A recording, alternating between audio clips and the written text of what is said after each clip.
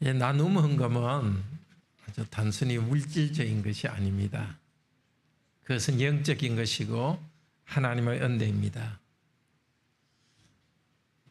고린도서 8장 9장은 사도 바울이 헌금에 대해서 가르치는 내용입니다. 지금 마케도니아라는 곳에, 그리스 북쪽의 마케도니아라는 곳에 있으면서 저 남쪽에 있는 고린도에 편지를 씁니다. 고린도 교인 여러분, 저 예루살렘 교회가 지금 생활이 힘드니까 헌금하십시오 하고 헌금하도록 권유합니다. 그런데 이 고린도 교회는 하나님 말씀도 많이 깨달았고 그것을 자랑했습니다. 그런데 물질을 가지고 나누는 데는 인색했습니다. 그래서 사도 바울이 여러분 가진 것으로 나누십시오 하고 말합니다. 오늘 우리에게도 같은 말씀을 합니다. 8장 9장 전체에 대해서 말씀을 오늘 전체를 훑어보면서 말씀을 듣도록 하겠습니다. 어린이 말씀에서 이야기했듯이 이 헌금은 단순한 돈이 아니라 그것은 은혜입니다. 첫 번째로 하나님께 은혜를 받고 그 다음에 다른 성도와 은혜를 나누는 것입니다. 두 번째로 헌금은 축복입니다. 하나님께 받은 복을 가지고 성도들에게 복을 나누고 다시 하나님께로부터 복을 받습니다. 세 번째로 헌금은 하나님의 은혜에 대해서 감사하는 것입니다. 내 자신이 하나님 은혜에 감사하는 것이기도 하지만 이 헌금을 통해서, 나눔 헌금을 통해서 유익을 받은 성도들이 하나님 은혜에 대해서 감사합니다. 이 모든 것의 기초에는 주 예수 그리스도께서 있습니다. 우리 주 예수 그리스도의 은혜 때문에 우리가 헌금하면서 하나님께 영광을 돌리기를 바랍니다. 첫째로 은혜를 하나님께로부터 먼저 받고 우리는 다른 성도들에게 은혜로서 헌금을 줍니다. 나눕니다. 헌금, 특별히 나눔 헌금에 대해서 가르치는 8장 9장은 제일 시작 부분에도 끝 부분에도 은혜라는 말이 나옵니다. 형제들아, 마케도니아 교회에게 하나님께서 주신 은혜를 너희가 알기 원한다. 제일 마지막에는 하나님께 감사 이렇게 하는데, 감사라는 것은 그 자체는 은혜의 뜻입니다. 하나님께 은혜 주신 하나님, 그래서 감사라는 뜻이 됩니다. 이 헌금 단순히 내가 물질을 교회의 필요를 위해서 바친다 했는데 그것은 하나님의 은혜라는 사실 오늘 정말 깨닫고 이 은혜 안에 풍성함 가운데서 헌금도 하고 헌금하는 가운데 하나님의 은혜를 정말 누리게 되기를 바랍니다. 8장 1절에 마케도니아 교회는 그 부자 교회가 아니었습니다. 가난한 가운데 기쁨의 풍성함이 있었고 그 환난의 연단이 있었다고 합니다. 이 환난의 연단이라는 것은 로마서 5장 3절에서 5절에서 나오는 말씀인데, 그러므로 우리가 환난 가운데서 즐거워하나니 환난은 인내를 낳고 인내는 연단을 낳기 때문이다. 이 마케도니아 지역에 있는 이 교회들 이미 그 헌금을 했습니다.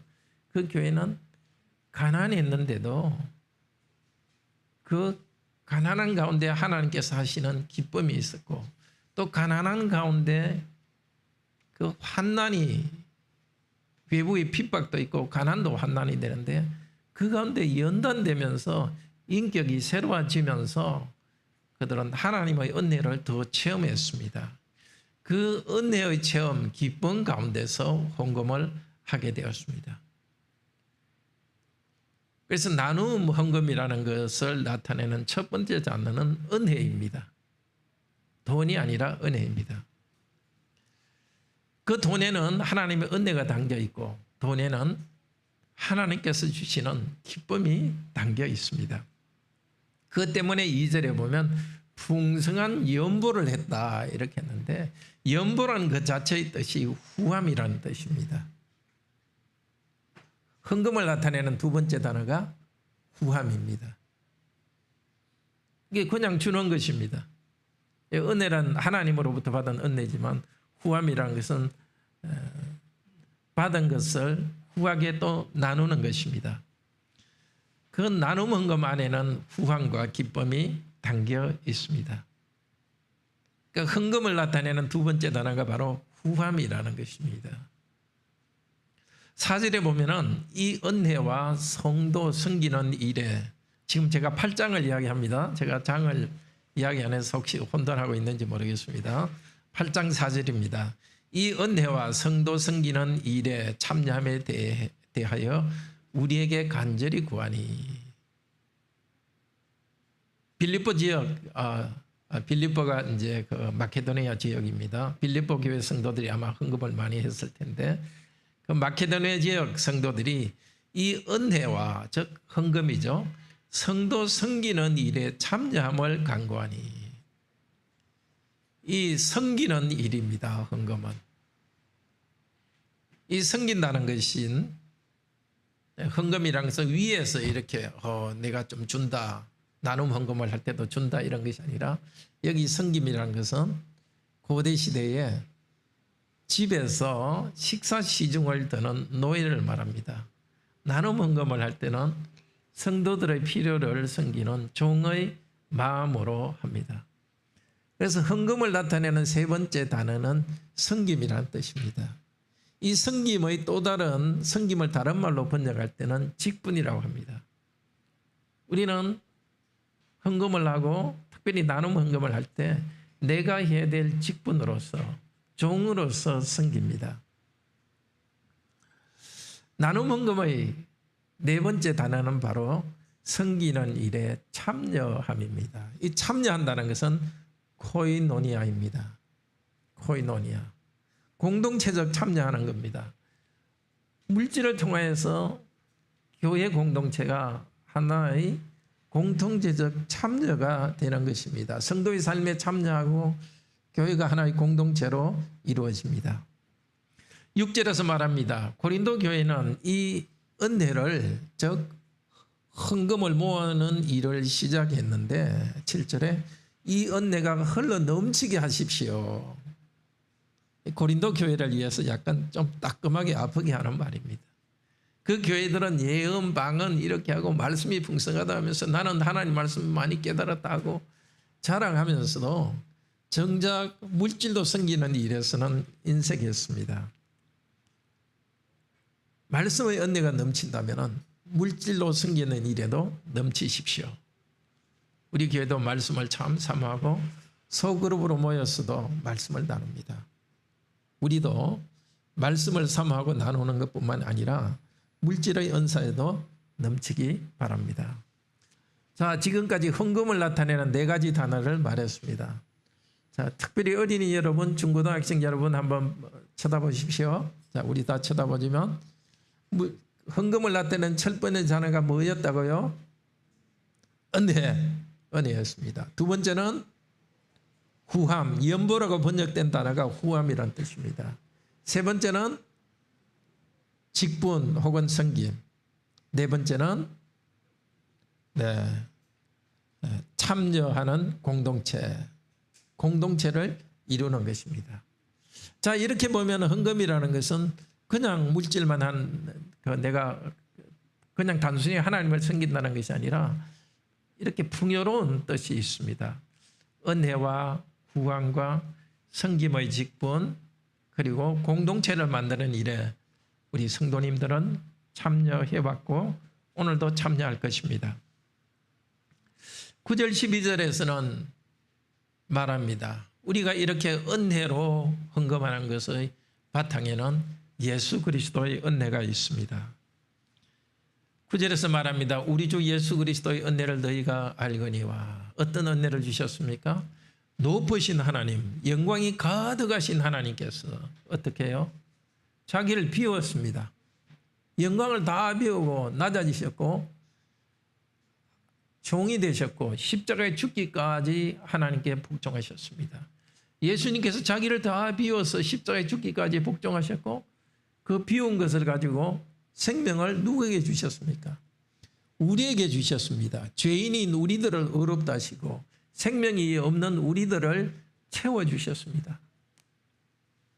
부자이신 예수님께서 가난하게 되시면서 우리를 채워주셨습니다.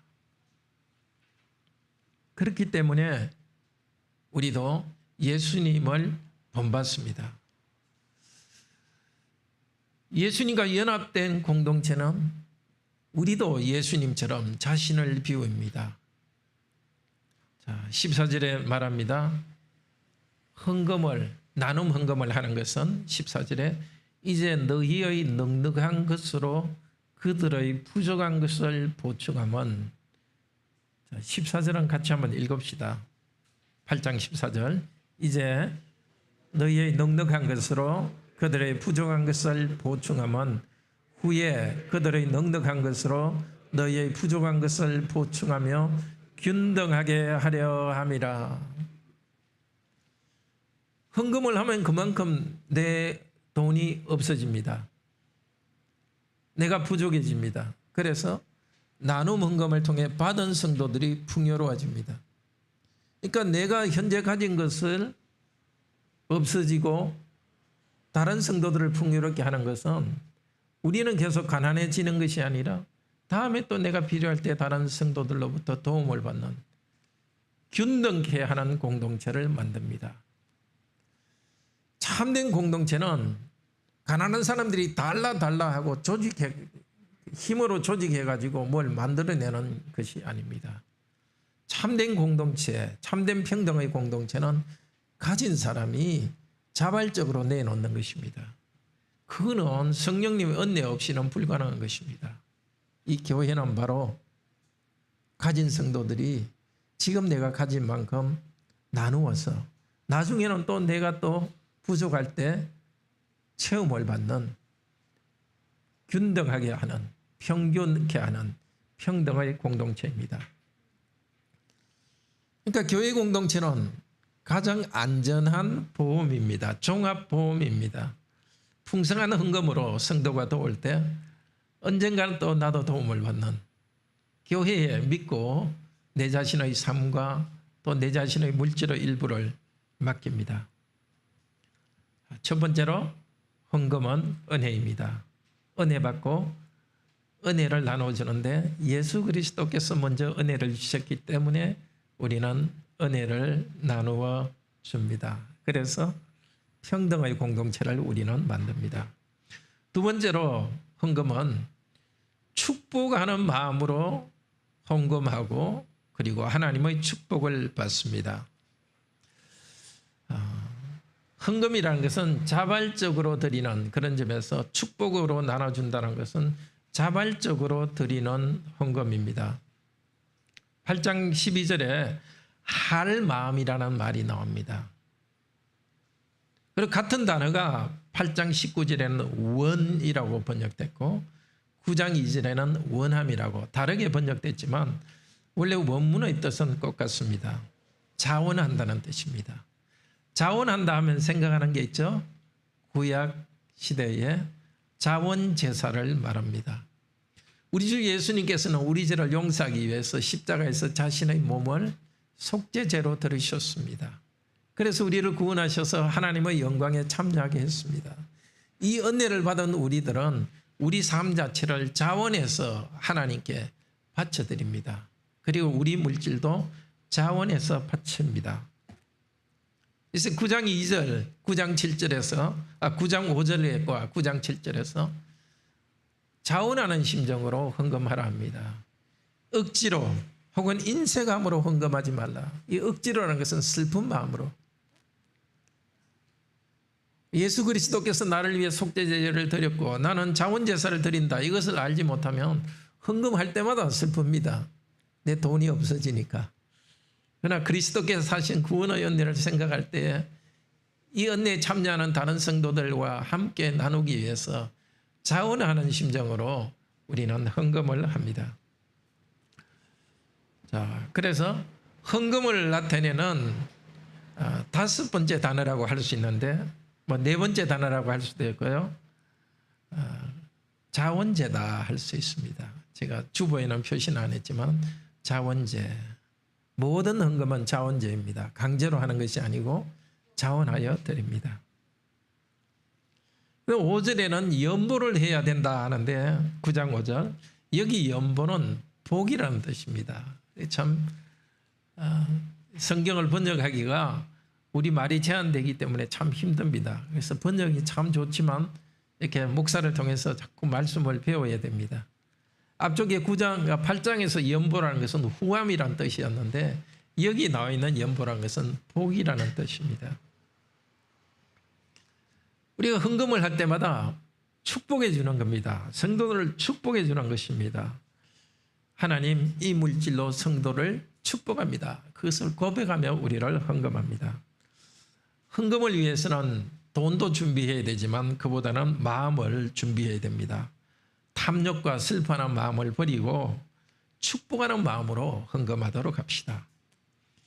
축복하며 헌금할 때 하나님께서 축복해 주십니다. 6절에서 많이 심는 자는 많이 거둔다. 여기 많이 두 번 나오는데 이것이 축복입니다.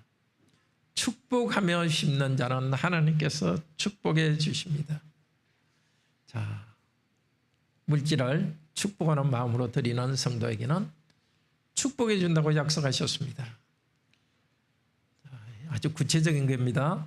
하나님께서 물질적 복을 약속해 주셨습니다. 풍요롭게 헌금하는 자에게는 물질적 복을 약속해 주셨으니까 여러분 믿고 헌금하고 하나님께서 복을 주시는지 주시지 않는지를 한번 관찰해 보시기를 바랍니다. 8절에서 하나님께서는 우리를 축복하시되 모든 은혜를 우리에게 흘러 넘치게 할 수 있습니다. 우리가 은혜로 헌금하지만 그보다 먼저 하나님께서 모든 은혜를 흘러 넘치게, 특별히 여기에서 물질의 은혜를 흘러 넘치게 하십니다. 그렇게 되니까 성도들은 자족합니다. 모든 것이 넉넉하다. 8절에 여기 넉넉하다는 것은 자족한다는 것입니다. 하나님께서 물질 축복을 많이 주면은 근데 수입이 2배 늘었다 그러면 2배로 소비하자 그렇게 하지 않고 성도는 자족합니다. 그래서 물질은 2배로 늘었지만은 지금 소비하는 것보다 약간은 높일 수 있겠죠. 뭐 돼지고기 사 먹다가 소고기를 좀 사 먹는다든지 조금은 높일 수 있지만 확 2배로 높이지는 않습니다. 성도들은 항상 하나님께서 더 풍요롭게 주셔도 자족합니다. 자족하기 때문에 어떻게 해요? 착한 일을 더 넉넉하게 할 수 있습니다. 기억하시기를 바랍니다. 열심히 우리가 일하고 또 축복하는 마음으로 헌금할 때 물질적 복을 반드시 주십니다. 그러면 그 물질적 복을 가지고 계속 소비하는 것이 목적이 아니라 자족하면서 더 유익한데 나누는 데 쓰도록 하나님께서는 주십니다. 10절에서 말합니다. 우리는 농부와 같습니다. 농부는 자기 양식을 반으로 양식을 2종류로 씁니다. 곡식을 2종류로 씁니다. 자기 가족이 먹는 것도 있고 다음에 뿌릴 씨를 준비합니다. 우리도 마찬가지입니다. 수입이 있으면 수입의 한 부분은 우리가 쓰도록 주신 것이고 나머지는 씨로 주신 것입니다. 씨가 뭐냐면은 헌금과 나눔입니다. 씨를 뿌릴 때 열매가 나옵니다. 정말 우리 성도님들의 삶이 열매 맺는 삶이라는 것은 돈을 많이 벌어갖고 내 자신을 지탱하는 우리 가족 필요한 것을 쓰는 것 그것을 열매라고 할 수 없습니다. 물론 소극적인 열매라 할 수 있습니다.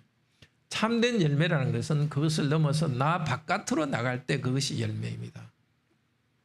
하나님께서 우리에게 풍성히 주시는 것은 씨를 자꾸 뿌려서 열매를 얻기를 원합니다. 풍성하게 하시고 열매를 더하게 하사 또 풍성하게 하시고 의의 열매를 더하게 하사 하나님께서 의의 열매를 더하게 하시는 것 그것이 목적입니다. 특히 중고등학생 여러분 대학을 준비하죠. 정말 열심히 노력해서 여러분이 원하는 대학 가십시오. 그리고 청년 여러분 정말 열심히 노력해서 원하는 직장에 가십시오. 열심히 노력해서 돈을 많이 버십시오.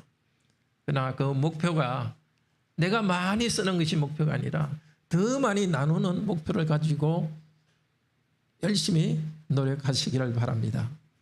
그런데 여기 풍성하게 하시고 열매를 더하게 하신다 10절에 나오는 이 말은 창세기 1장 28절에 나온 생육하고 번성하게 한다 그 뜻입니다. 우리가 물질을 나눌 때에 생육하고 번성하는 일이 일어납니다. 실제 우리 교회 성도님들은 하고 있습니다. 우리 교회 가정에서 임신하면은 그달부터 10만 원씩 저희가 지원합니다. 그리고 출산하면 출산 축하금으로 100만 원을 지원합니다. 우리의 물질을 우리는 어디에 씨를 뿌리느냐 하면은 사람의 씨를 뿌립니다.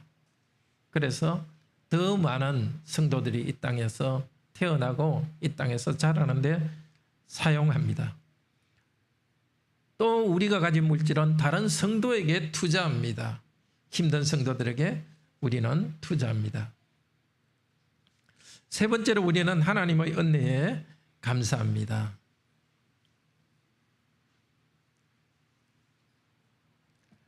설교 중에 죄송한데 저한테 전화가 계속 오니까 아마 차 빼라는 이야기인 것 같은데 조금 이것을 가져가서 좀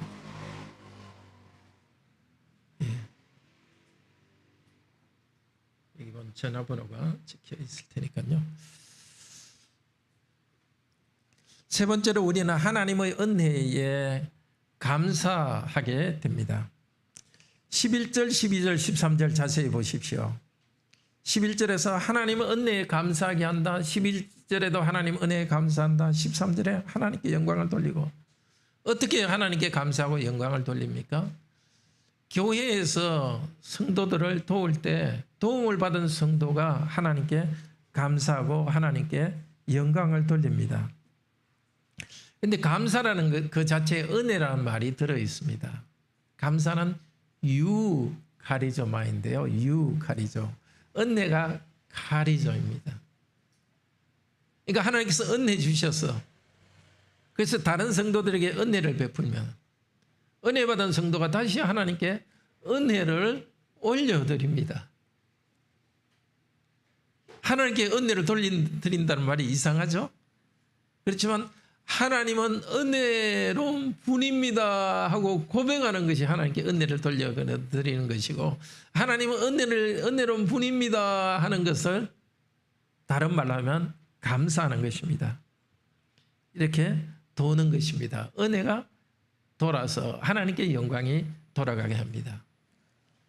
그런데 물질의 도움받은 성도는 무엇 때문에 특히 감사하느냐 하면은 이 직무를 증거로 삼았기 때문이다. 이 직무라는 것은 여기서 그 증거라는 것이 연단이라는 뜻입니다. 연단, 검정. 그러니까 물질을 도움받은 성도는 이렇게 헌금한 성도들은 믿음의 연단이 있는 성도들이구나. 바로 이어서 나오는 것이 믿고 복종하는 것 때문에 감사합니다. 물질 도움받은 성도는 내가 경제적으로 필요한 걸 도와주시니까 감사하다는 걸 넘어서 성도들이 참 말로서 믿는다고 고백할 뿐만이 아니라 행동으로 옮기는 순종이 있구나. 이것 때문에 더 감사한다는 겁니다. 성도들의 삶이 연단된 것 때문에 감사한다는 것입니다. 자, 우리도 말로만 하나님을 믿는다고 고백하지 말고 물질을 통해서 하나님께 순종을 표현하도록 합시다.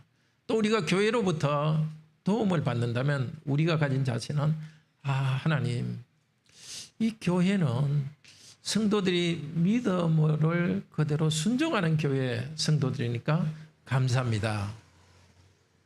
그런 자세를 갖도록 합시다.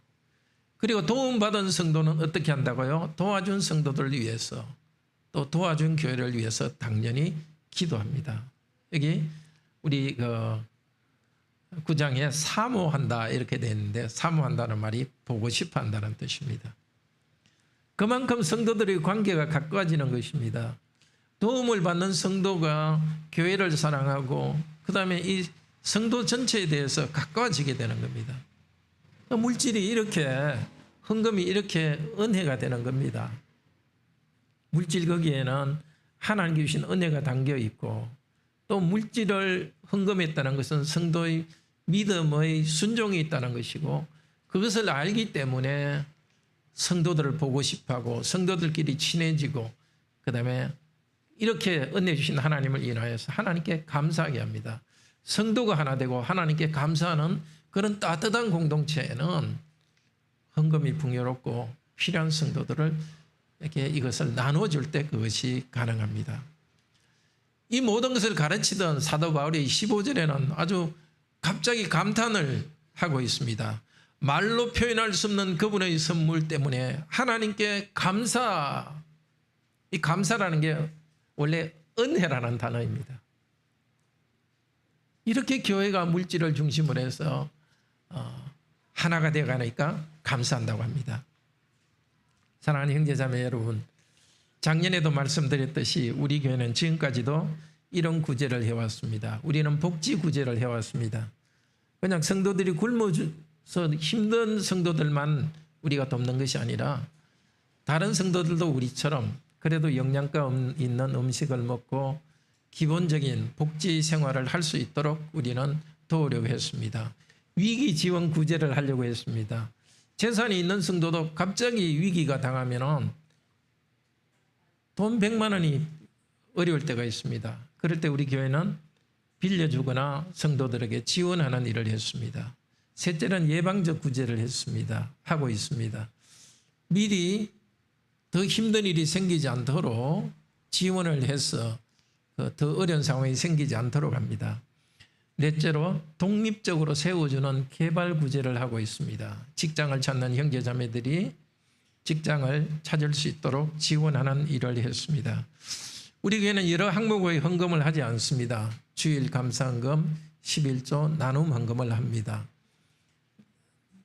1년에 4번 하는 나눔 헌금 오늘도 정말 후하게 헌금해 주시고 준비하지 못한 분은 다음 주에 후하게 헌금해 주시길 바랍니다. 11조 우리가 세례교인 회원들은 세례교인 회원이 될 때 11조를 하기로 약속했습니다. 10분의 1 믿음으로 하기를 바라고 또 여러분이 10분의 1 아니더라도 수입의 몇 프로를 계속 하기를 바랍니다. 우리 중고등학생 그리고 어린이들도 용돈을 받으면 그중에 10분의 1을 하는 그 훈련을 하기를 바랍니다. 다시 한번 헌금의 목적을 정리합시다. 특별히 나눔 헌금은 뭐라고요? 은혜입니다. 두 번째로 후함입니다. 성김과 직분입니다. 네 번째 공동체입니다. 다섯 번째 축복입니다. 이렇게 풍요로운 그 헌금과 나눔 헌금의 은혜를 오늘 배웠습니다. 우리에게도 많은 고난과 환난이 있습니다. 그렇기 때문에 우리가 멈추는 것이 아니라 그 가운데도 기뻐하고 기쁨을 주신 하나님께 감사하면서 우리도 가난하고 힘들다 할지라도 현재 우리가 할 수 있는 그 내에서 함께 나누기를 바랍니다. 하나님 주신 은혜를 다른 성도에게 은혜를 나누고 그래서 그 성도들이 은혜로운 하나님이다 하면서 은혜를 하나님께 돌려드리는 이 은혜가 우리 교회에 계속되기를 바랍니다.